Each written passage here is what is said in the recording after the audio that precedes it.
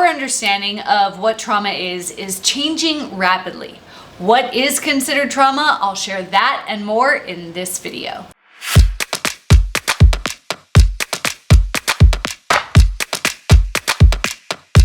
My name is Tiffany Toombs. I'm a high-performance mindset coach that takes a holistic approach to helping people let go of and release old emotional baggage that keeps them stuck and stops them from achieving their true potential. In this video, I'm going to share with you how our understanding of what trauma is changing. I'm also going to share with you what experiences are considered traumatic to the human body and the human mind. And finally, I'm going to expose the long-term effects of trauma on the body and the mind. Studying emotions is actually a relatively new thing in the science world. In fact, before the late 80s and early 90s, emotions were considered to be inconvenient things that stopped us from being able to think effectively. Over the last 30 years of studying emotions and the impact of both positive and negative emotions on one's body, their mind, and their life, we have learned a significant amount about trauma and how it impacts somebody's life and somebody's mind. As these studies become more and more in depth and we understand the role of emotions even greater, what we're seeing is that there are many experiences that previously were not thought to be traumatic to the mind that actually are.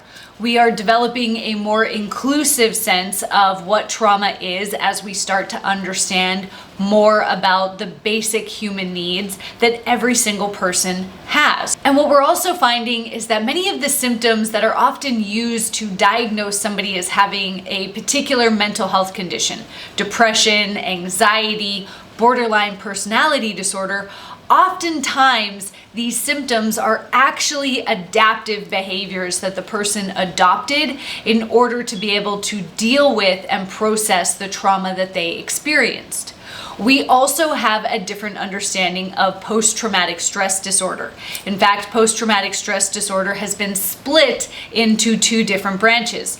Post-traumatic stress disorder, PTSD, which is a result of one specific incident that caused trauma, compared to cPTSD, which stands for chronic post-traumatic stress disorder, which is what happens when somebody experienced trauma repeatedly over a duration of time in their life. By having these different understandings of how trauma shows up, what trauma causes people to act like and act out, we are able to better help people heal themselves, heal their inner children, and find a positive and empowered way forward. So before I share with you what trauma is, I want to hear from you.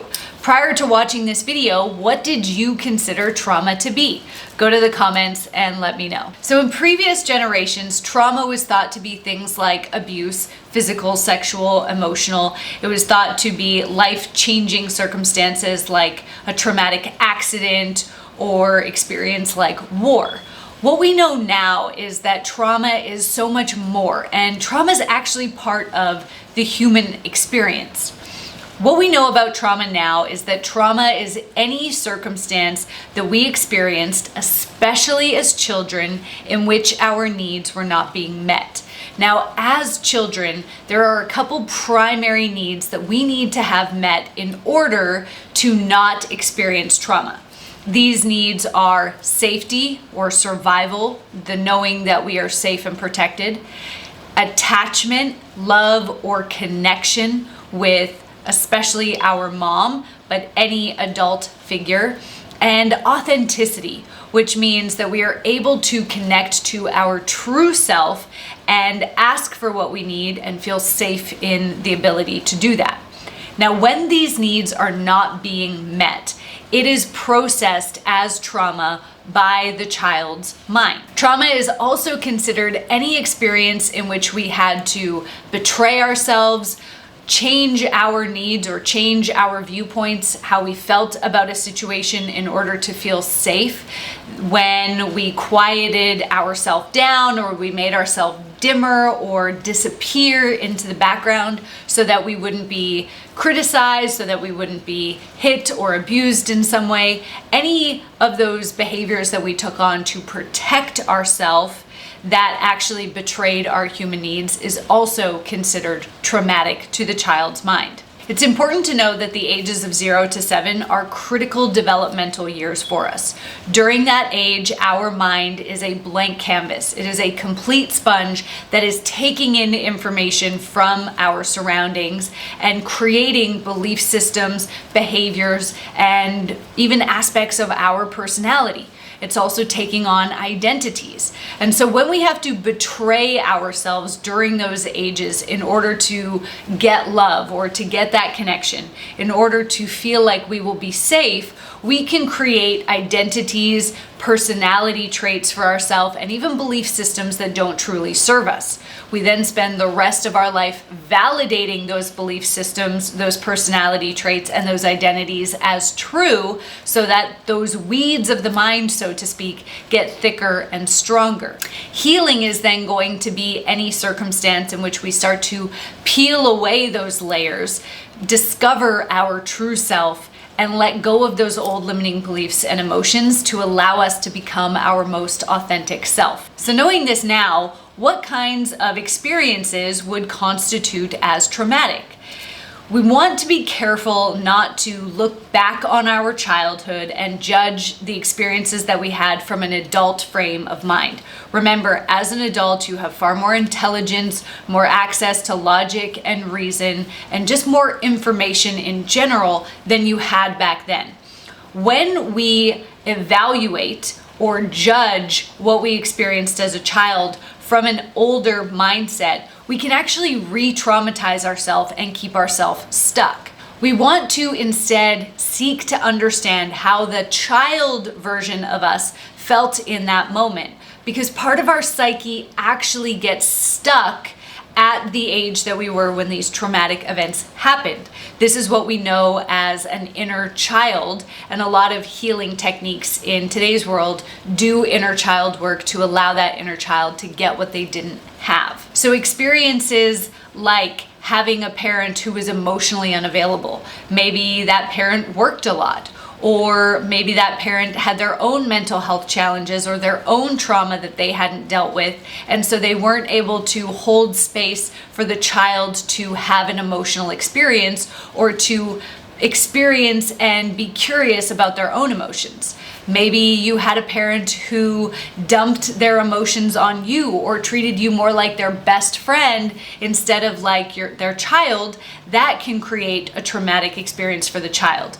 Anytime the child feels like they have to grow up and become the parent, whether that's to look after siblings or look after a parent who is drunk or high or emotionally unstable, that is also traumatic for the child. Any forms of bullying or neglect or abandonment, whether this is coming from the parents, from siblings, from kids at school, from teachers, or from anybody in the child's life, this can all create trauma in the child's life that can play out later on in how they show up, how they act, and how they feel about themselves. Now, before I reveal the long-term impacts of trauma on somebody's life, I want to remind you to subscribe to my channel.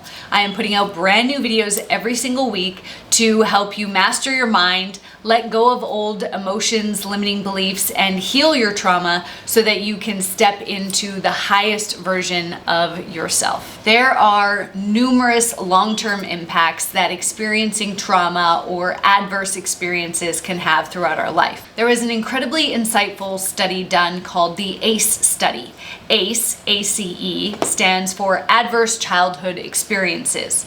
And what happened was this study asked 10 different questions, and for every yes answer, you scored 1 point. Now, what they found as a result of this study, that very few people only had 1 point. They either experienced a 0 or they experienced 2 or higher on the ACE study. So events of trauma and abuse were not a single isolated event or a one-off. Now, as a result of this study, they estimate that at least 25% of the population has experienced some form of abuse throughout their lifetime. More than half of the people who scored 4 or higher on the ACE test, which meant they answered yes to 4 questions or more, were likely to be diagnosed with a learning disability in school, including ADD or ADHD. People with an ACE score of 4 or higher were also more likely to have higher workplace absenteeism, a lower overall financial income throughout their life, and more likely to experience financial problems through the duration of their life. 66% of women and 35% of men who scored 4 or higher on the ACE test were likely to have chronic depression that antidepressant medication was unlikely to help fix. People who scored 4 or higher on the ACE test were also more likely to be addicted to some sort of painkiller or drug and more likely to commit suicide. Now, going from an ACE score of 4 to 6, so answering yes to just 2 more questions, there was a 5,000% increase in the likelihood that they would attempt suicide at least once in their life. People who scored 4 or higher on the ACE test were also 7 times more likely to become an alcoholic and had a 4,600% increased chance of injection drug use. It's also been shown that people who have a history of trauma or adverse experiences are more likely to die from one of the 10 leading causes of death in America, including COPD, heart disease, and liver disease. There is so much information out there about the long-term effects of experiencing trauma and then holding on to that trauma and not truly healing it throughout your life. We also know that when somebody experiences trauma, it changes their DNA, and unless they do the work to heal that trauma,